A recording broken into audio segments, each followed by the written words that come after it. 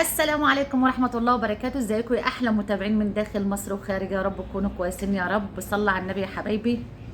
النهارده كنت عايزة الموضوع ده، انا منقطع عن اليوتيوب بقالي زمان او بقاله شهور، وكنت نفسي اقول الموضوع ده من زمان، بس جه الوقت اللي انا لازم اقول عن ام جنى.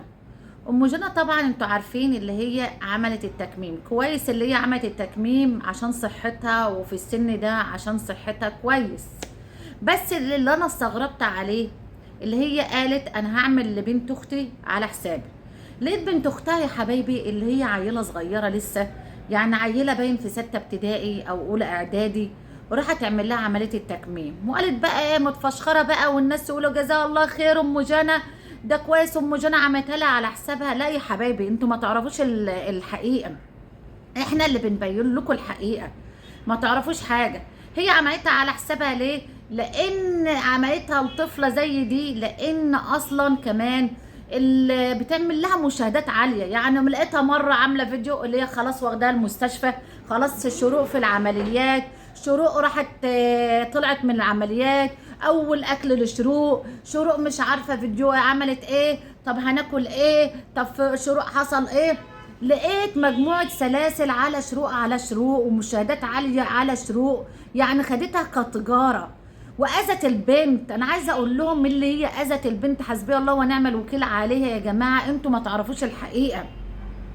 اللي دي تجرب بها، تجرب بطفلة، طفلة ما كانتش تعمل عملية دلوقتي تكميم. هتقولوا عشان صحتها مرانة ومصلحتها؟ لأ يا جماعة يا حبايبي، مش عشان مصلحتها. دي طفلة لسه، طفلة لسه، يعني طفله لسه. اما تشوفوا اما تعمل تكميم يقطعوا لها نص المعده ويدبسوا لها البتاع، دي خطر عليها مش على خطر كمان.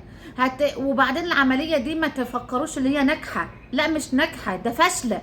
انت بتفرحي بالجسم سنتين 3 4 بالكتير، كويسه جدا كويس. بس الواحده بتشتاق لها، طفله هتشتاق تشرب بيبس، بعدها لازم هتشرب بيبس زي الناس، هتاكل حلويات هتفسدها. بكره افكر لكم الايام زي ما انا بينت اللي مغتربه في فرنسا برضه جوزها طلقها والناس ما بقتش مصدقينها، ويا جماعه متطلقه وتقول معاه والكلام ده. وانا عرفت الموضوع ده من حقيقه من جيرانهم، وصدقوني بعدها اكتشفوا اللي هي كده. انا ما بقولش الا الحقيقه. دلوقتي هي بتجنى لان الشروق دي بعدها اللي عاملاها بكره بعد 4 سنين بالكتير بالكتير، يعني هتلاقوها رجعت زي ما كانت واكتر، لانها دي طفله.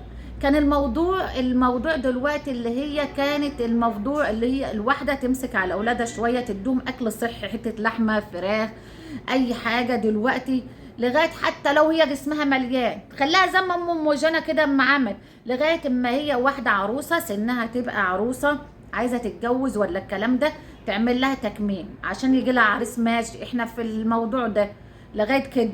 واحده مثلا زي ام جنى متجوزه ومعاها عيال خلاص مش هتخلف تاني، عملت تكميم عادي عشان صحتها عادي.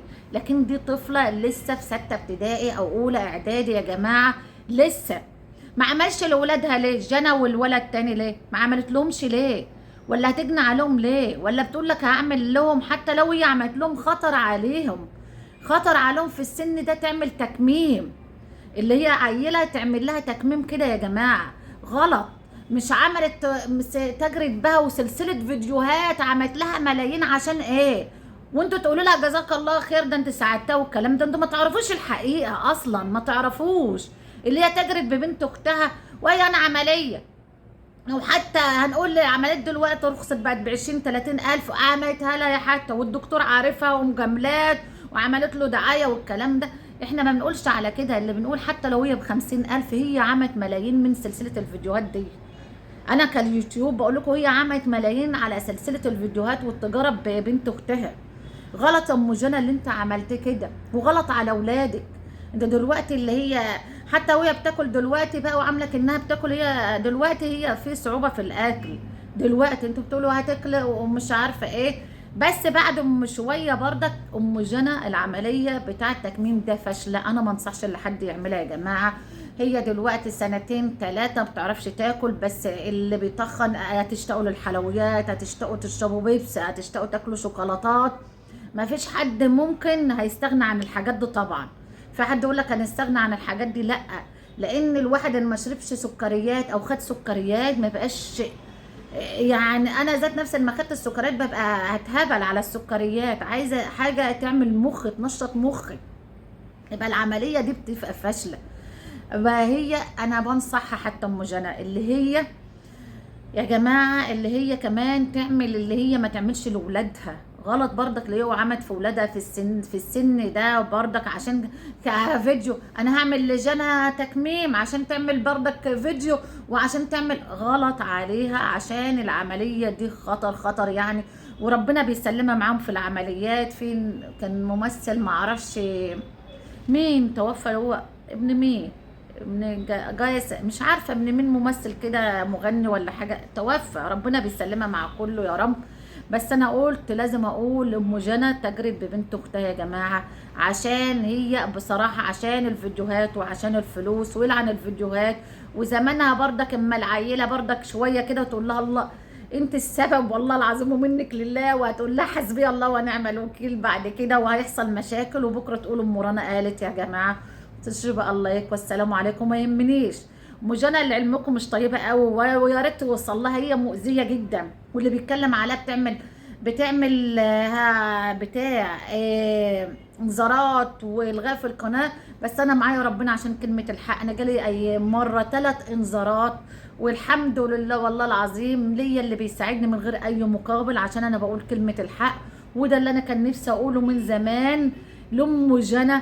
كنت بلاش تتجرب بنت اختك، لان انت اذيتيها. والبنت هتعرف بعدين بعد سنتين في الموضوع ده اللي هي العمليه مش يعني الطفله غلط، لطفله غلط.